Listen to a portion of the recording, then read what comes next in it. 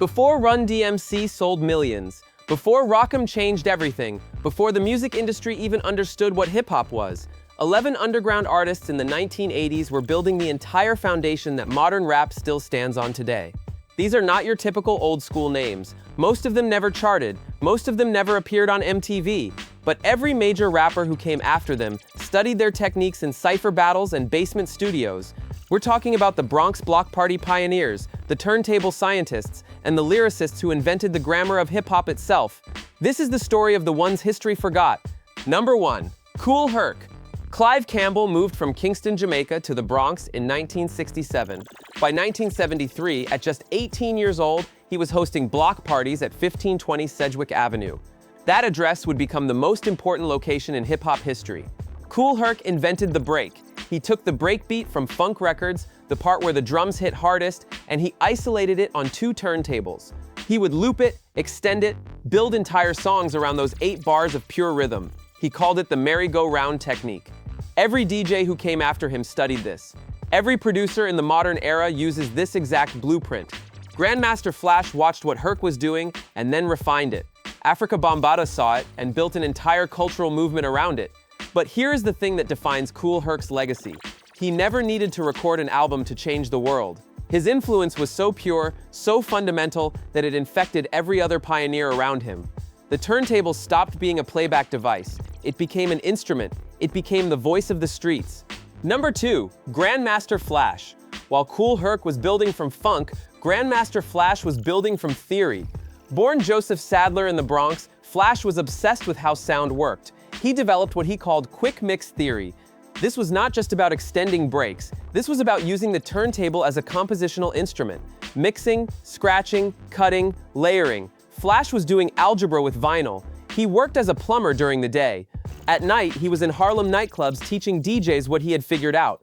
By 1981, he had assembled Grandmaster Flash and the Furious Five with MCs like Melle Mel and Kid Creole. But even before the message hit number 4 on the Billboard Hot 100 in 1982, Flash was an underground legend. DJs would travel across the city just to watch his hands on the turntables. The message gave Flash his fame, but his influence came from those underground years when he was literally inventing the language of production. Every remix artist, every producer who layers beats, every DJ who understands turntables as instruments, they are all descendants of Grandmaster Flash's theory. Number 3. Afrika Bambaataa. Born Kevin Donovan. He took the name Afrika Bambaataa in 1975. Now here is what separates Bambaataa from every other pioneer on this list. He did not just invent a technique, he invented a philosophy. He invented a culture. The Bronx in the late 1970s was controlled by gangs, serious gangs. The Black Spades, the Savage Skulls, the Black Assassins. These were not spray paint crews, these were organizations that killed people. Bambaataa realized that hip-hop could be the thing that united these neighborhoods. In 1980, he formalized the Zulu Nation. This was a collective of DJs, MCs, dancers, and graffiti artists. He organized massive hip-hop gatherings at the Bronx River Community Center. Documented, verified. Gangs showed up. Instead of fighting, they battled on turntables. They battled on microphones. They battled on cardboard with dance moves. Within 2 years, gang violence in specific neighborhoods demonstrably decreased. Hip-hop did not end gang culture. But Bambaataa proved it could be a choice, a better choice. His album Soul Sonic Force Planet Rock in 1982 was massive underground but barely cracked the mainstream. It does not matter. Bambaataa changed the trajectory of an entire city. He proved hip-hop could be a peace movement. Number 4. Grand Wizard Theodore. Casual. He was a teenager. He literally invented scratching as a teenager. Born Theodore Livingston in 1963, he grew up watching Grandmaster Flash and Kool Herc. But instead of just studying their techniques, he created an entirely new one, the scratch, the crab scratch, the forward scratch. These are not just sound effects, they are compositional techniques. They changed how hip-hop could be produced. Grand Wizard Theodore joined Grandmaster Flash Circle as part of the Fantastic Five DJ crew. But his real contribution was showing that the DJ had unlimited possibilities. You could manipulate the record in real time. You could create sounds that did not exist on the original record. You could turn the turntable into a synthesizer before synthesizers were even part of hip-hop production. Every single DJ who has ever scratched, every remix, every turntablist performance, the entire genre of turntablism, that comes from a teenager named Theodore who figured out how to drag a needle across vinyl in ways nobody had imagined. Number 5.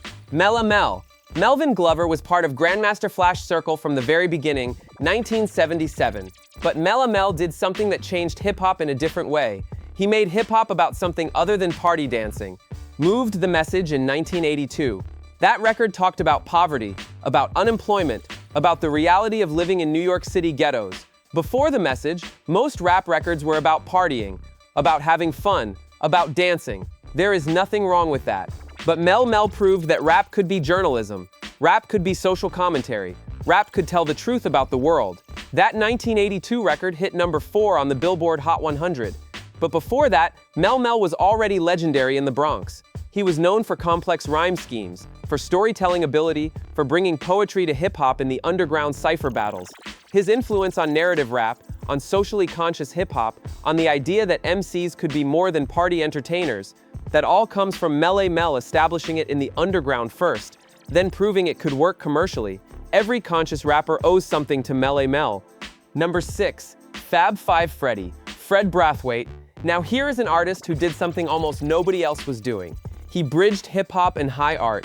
Intellectual, in the early 1980s, hip-hop was seen by mainstream culture as noise, street music, dangerous, certainly not art. Fab Five Freddy grew up in Manhattan and saw hip-hop street culture, graffiti, breakdancing, DJ culture. He realized this was not just music, this was a legitimate artistic movement, and he made that case to the art world. He organized hip-hop exhibitions in downtown Manhattan galleries. He curated performances that showed graffiti artists alongside musicians, alongside dancers. He essentially invented the concept of hip-hop as a multimedia art form before anybody else was thinking about it. His recorded output was minimal, his impact on record sales was negligible, but his impact on legitimizing hip-hop in the eyes of mainstream institutions was enormous. He also pioneered hip-hop documentary filmmaking.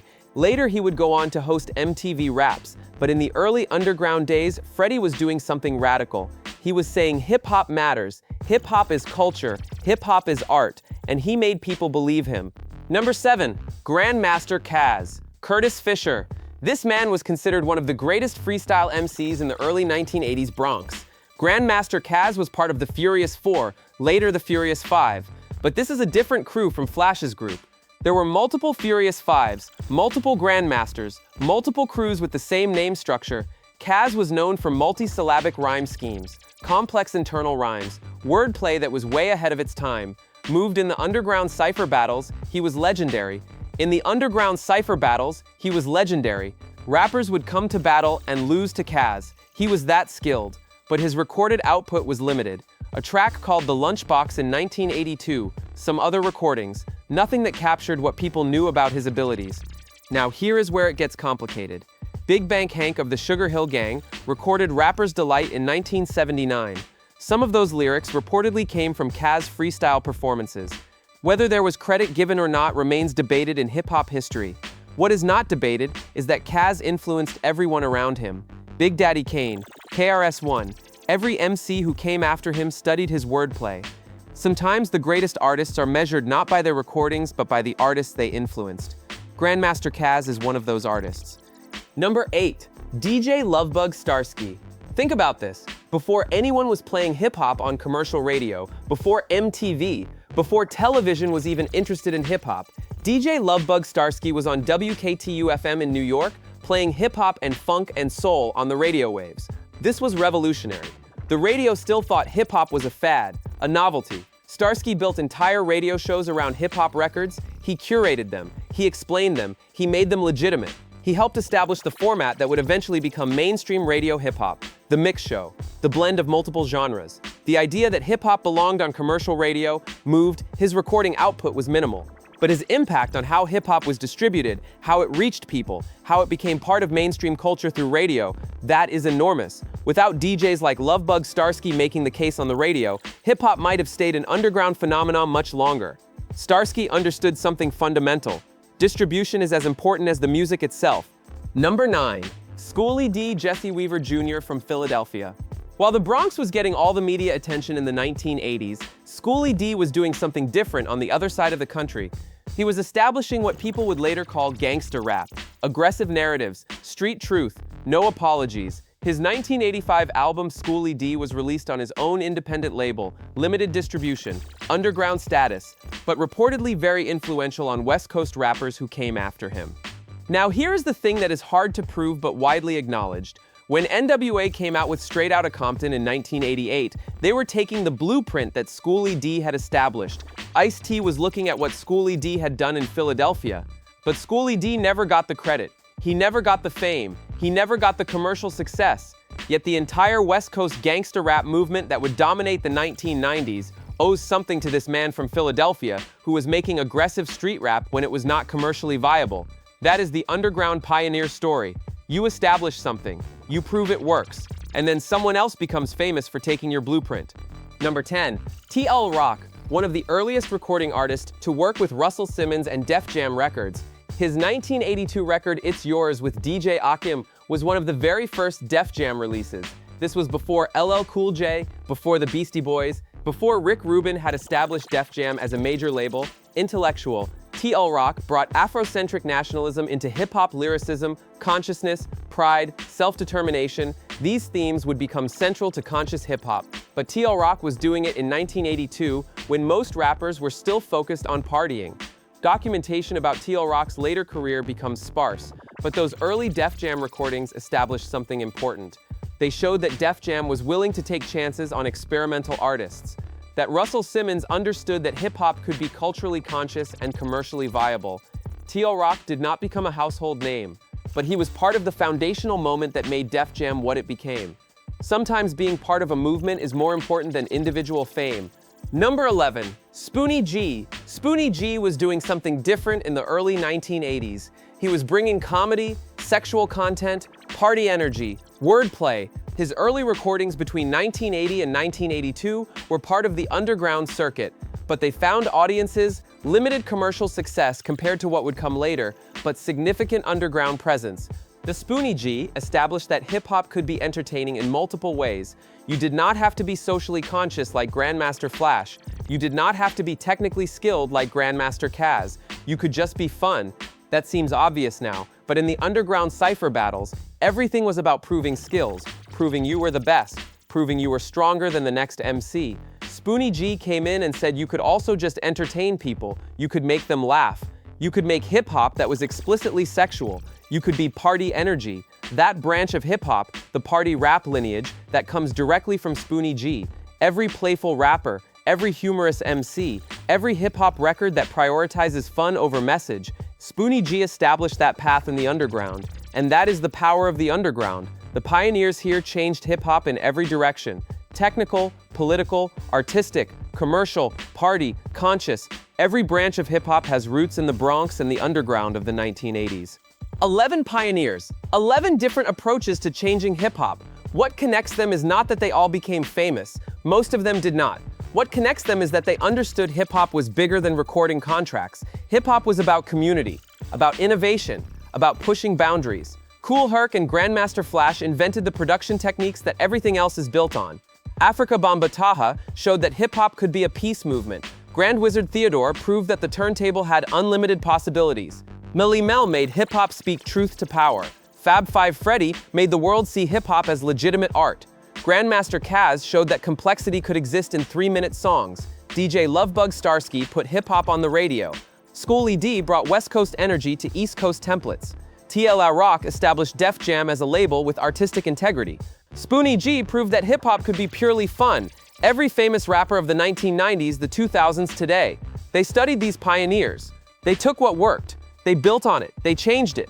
But the foundation was laid by these underground artists in the 1980s, when nobody was paying attention except the people who loved hip-hop.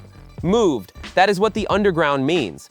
It is the place where real innovation happens, where artists take risks, where culture gets built before the industry even knows it exists. These 11 artists changed hip-hop before hip-hop was even recognized as culturally significant. That is why history forgot them. History was not paying attention yet, but we are paying attention now. Subscribe for more underground hip-hop history, because the story of hip-hop is not just the famous names, it is the pioneers who changed everything and never got the credit.